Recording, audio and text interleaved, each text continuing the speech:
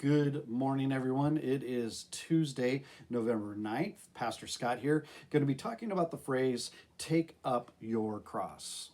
Take up your cross. Jesus says in Mark 8:34 through 35 these words, and summoning the crowd together with his disciples, he said to them, if anyone wants to come after me, let him deny himself and take up his cross and follow me. For whoever wants to save his life will lose it, but whoever loses his life on account of me and of the gospel will save it. The way that we respond to really harsh circumstances really, in many ways, clarifies what gives us hope. Jesus' followers face the real possibility of death in choosing to follow him, and he warns them about that, about with this phrase, you need to take up your cross. And that would have been associated in that time frame with a shameful death at the hands of the Roman ruling powers. To risk that type of shameful death obviously required way more than a standard commitment.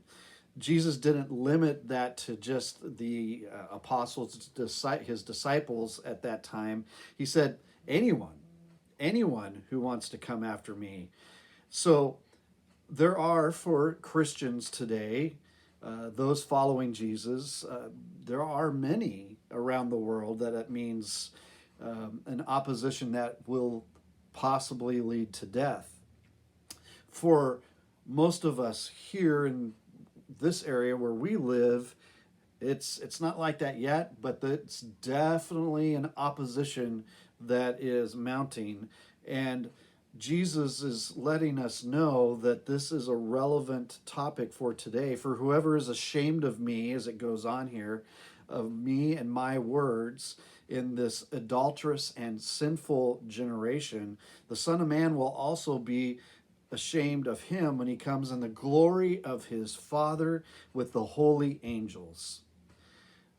What this is really getting down to is there's no such thing as being neutral in life.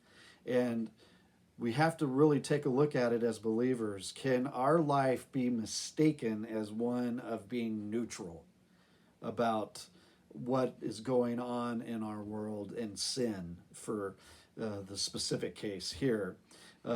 If we have just this ease that is so avoiding conflict and commitment on anything, we may and very will probably shy away from any bold claims. And obviously Christianity makes the biggest bold claim ever, that Jesus is the only way back to God.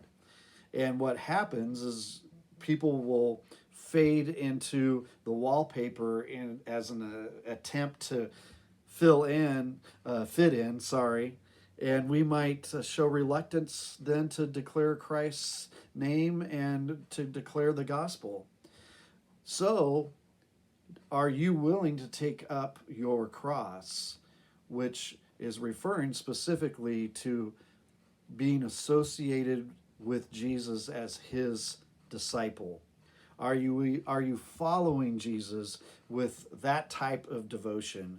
Or do you hesitate and do you kind of fade into the background? So this week I want you to take a look at what Jesus said here, and we cannot be ashamed of him. And we need to live out for him and share his truth with everyone that we come in contact with, and be willing to take up our cross, which is his cross. Okay? God bless. We'll talk to you soon.